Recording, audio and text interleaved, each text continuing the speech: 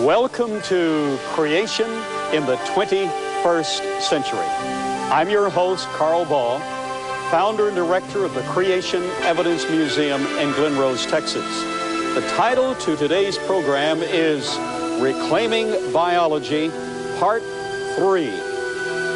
We, by the precision of cinematography, by the craftsmanship of set building, have been transported back to the ambiance of Babylon, to the palace of Ahasuerus and Queen Esther. You can hear the muffled sounds of the pristine waterfalls in the background. By imagination, you can hear the chirping of the birds, enjoying the hanging gardens of Babylon. And we want to talk to you about the biota evidenced in those hanging gardens. And while we have a secular dynamic taking place in that ancient empire, devoid of the exposure of the truth of creation and the Word of God, at the same time, a miraculous enterprise of God's intervention was taking place. And the point that I'm making at this moment is, you and I are surrounded by secularism, humanism, by the parameters imposed by evolutionary thought. And yet, there is a divine intervention taking place that can bring you during this program to acknowledge, embrace, and have fellowship with your Creator. In the background, we, because of the good graces of the Israeli Department of Antiquities, have been privileged to bring to the set a centuries-old document, lambskin vellum of the Book of Esther. And as this yod would trace us through the characters in Hebrew and trace us through the story, actual statements, you'll not find the name of God listed anywhere in the Book of Esther. Yet you'll find the hand of God in major enterprise taking us through every single event, overshadowing, overimposing, and gently inviting God to participate in the lives of those characters. In the background, of course, we have the palace. We have King Ahasuerus and his dilemma. We have the partially noble Queen Vesti, replaced by the pure, gentle person that we call Esther, whose uncle was Mordecai, who informed her of the peril of the Jews, not only the Jews of the record of creation that the Jews held in their hands. They were custodians by God's divine design. Then we have the humanistic, naturalistic, imperializing character of Haman, who attempted to destroy all of the Jews in one fell swoop, but God intervened in miraculous dimension. And as we view these chapters in the book of Esther on this ancient scroll, we're reminded that even though we may not hear the name of God, we may not have descriptions of him in this character in a pagan generation, yet the hand of God was in absolute control, the finger of God superimposing, in spite of the imperiling, nefarious deeds of Haman, superimposing a grace and a mercy that only God can bring to pass. Yes, there is evidence for creation in the affairs of men.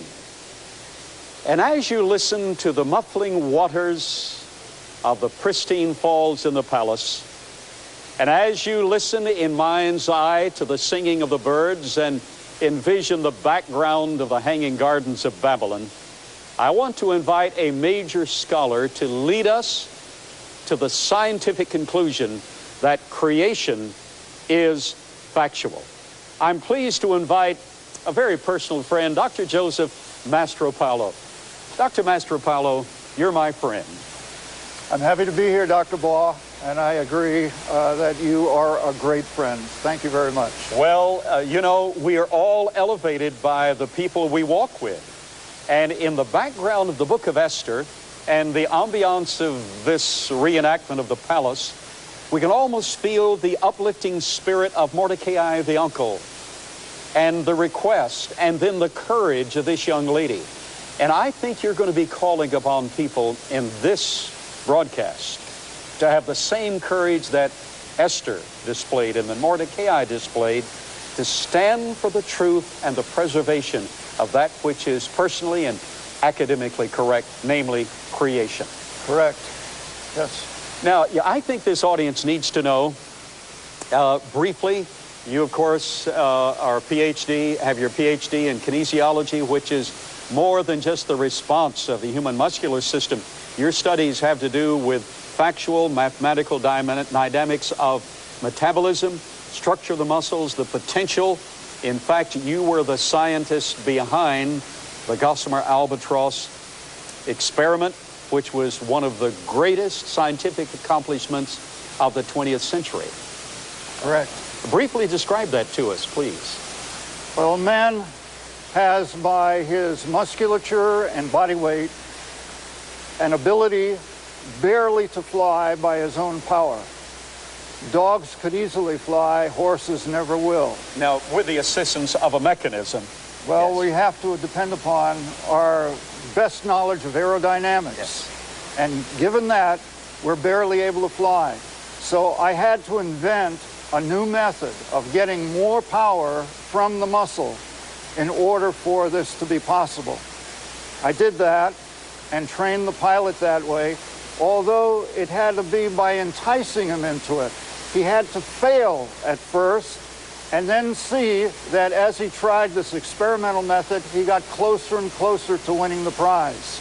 We did win the first prize, a figure 8, 1 mile apart, around pylons, and then we won the second prize, which was flying from the coast of England to the coast of France, across the English Channel.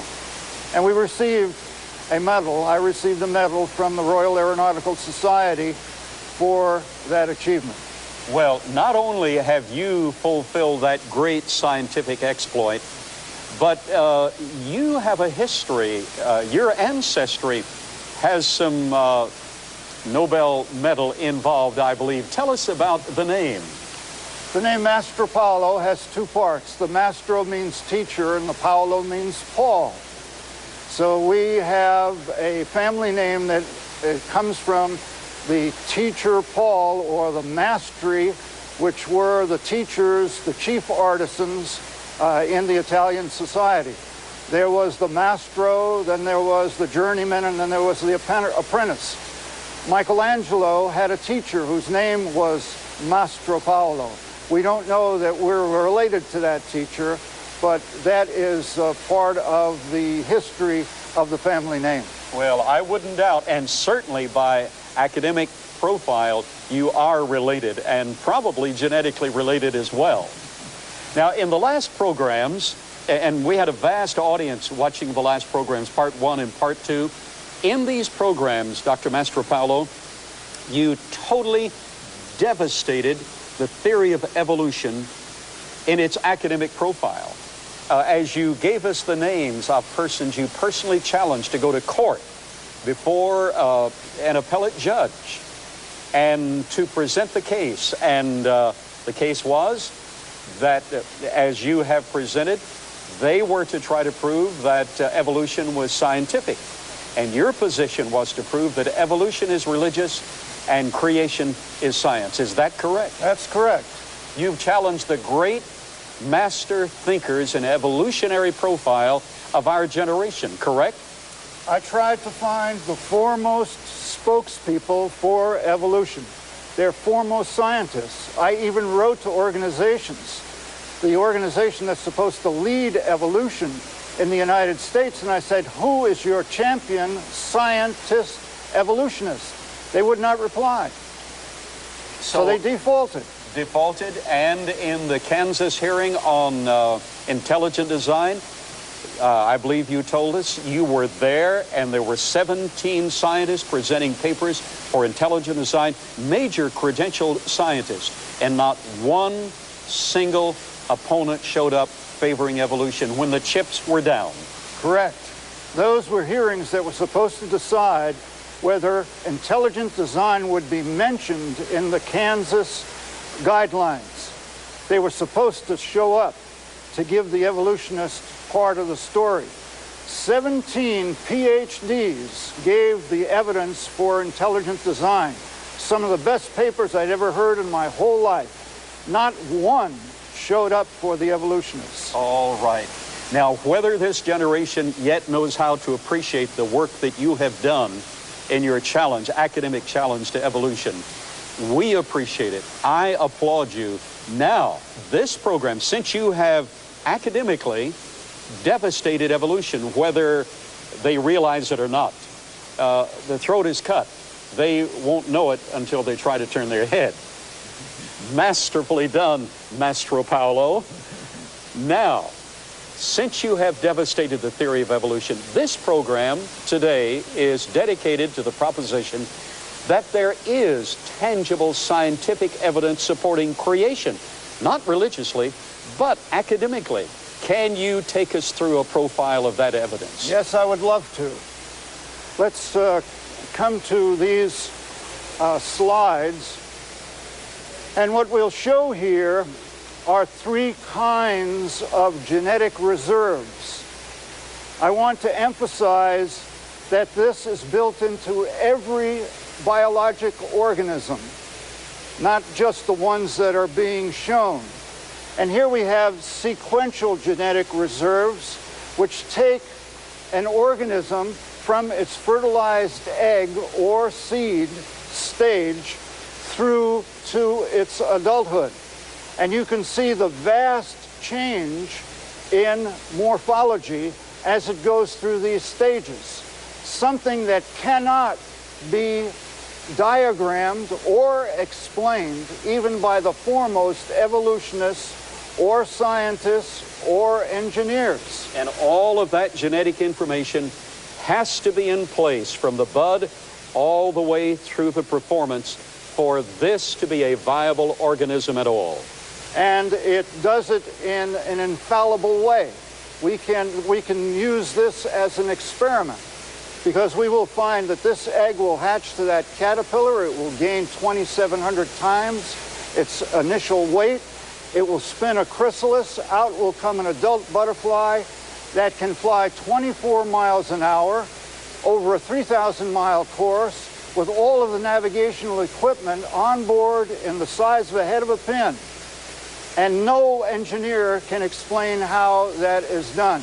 What you just said is absolutely marvelous, meaning that the ultimate ability for him to perform at 24 miles an hour for how many miles? 3,000. 3,000 miles. All of that had to be genetically programmed into the egg to begin with. Exactly. And this could not evolve. It could not possibly evolve.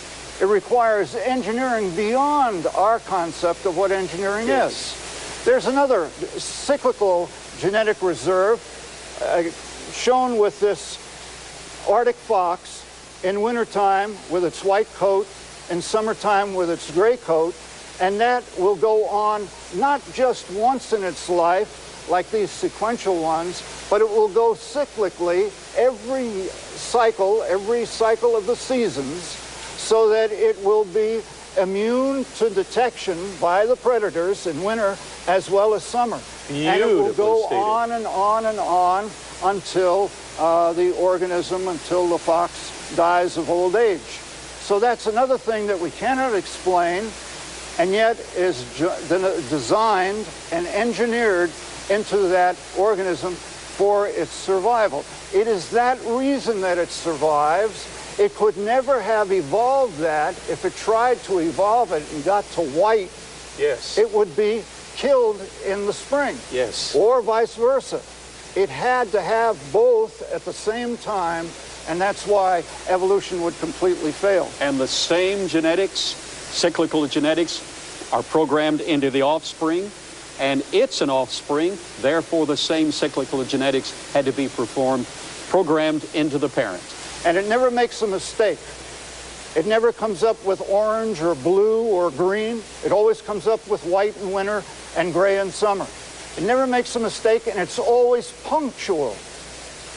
It's white for the first snowfall, not the last one. It's gray for the first thaw, not the last thaw. So it has to be precise, it must be punctual, and it must always function. It must work all the time, otherwise the poor creature would not survive. Now, as a credentialed PhD scientist, would you say that is beautiful design? That is incredible design. It's beyond any kind of design that when I was doing engineering that I could even envision.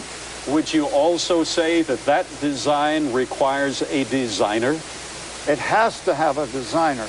I think designer, though, is an understatement. Yes. We need to say engineer, but we need to say it in such a way that we begin to approach the kinds of difficulties in such engineering. We need to say something like mega engineer, or maybe even invent a term that goes beyond that. We don't have the vocabulary to adequately describe him, even by name. And I'd like to point out to the audience, that engineer has designed an ecosystem in which this living system is necessary for the procreation and potential of this living system, and this living system is absolutely essential for the potential and procreation of this living system.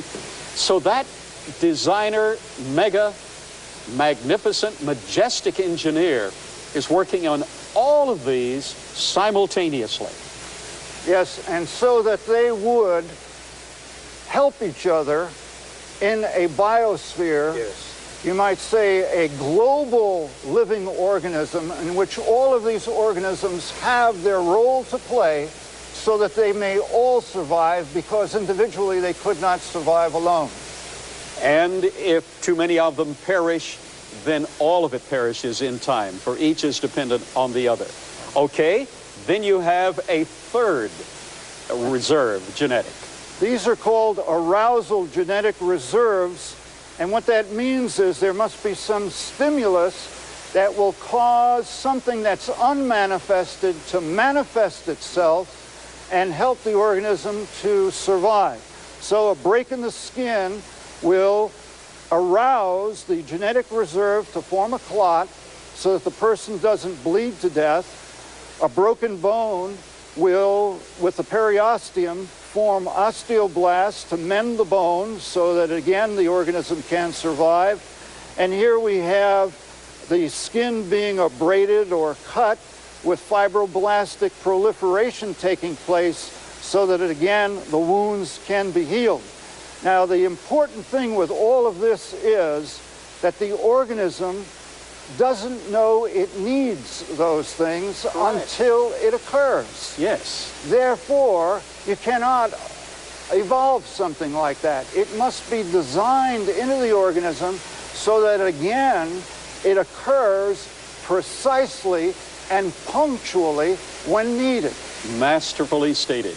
And then you have a further dramatic illustration. This illustration is something that has been obscured by the evolutionists for so many years. It's the vast variation, proof of a mega-intelligent, mega-original, mega-artistic, mega-intricate, mega-engineer, or we could just use a three-letter word, God. Yes. And what it shows is that even in a case where we have two leaves coming off a central stem in exactly opposite positions, these leaves have different shapes, different vein patterns. I put an arrow here because there's an indentation which does not occur on the other leaf. And even the stems that come from the main stem are different shaped. Here's convexity, here's concavity. We should then have the ability to look out in nature and see that every blade is different, every blade of grass is different, every tree is different, every organism is different. Even in the same organism like us, the right side of our face is different from the left side, and we should appreciate that. And what evolution has done, it has led us up the wrong path. We have so many splendid examples of God's work, which is original in an originality which baffles the imagination. Everything is original.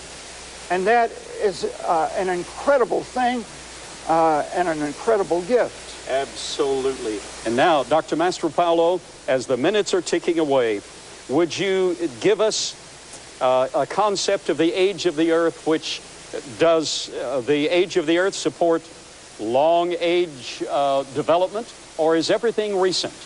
Everything is recent. And what I've shown here, excuse me, are the three methods for obtaining the age of the Earth. The historic method, which is in years, it's a direct method, it's reliable. The 18th, the 19th, and the 20th century methods are not reliable. They're not only not reliable, they're not valid, they're not objective, and they're not calibrated. I agree. So scientifically, we must reject them.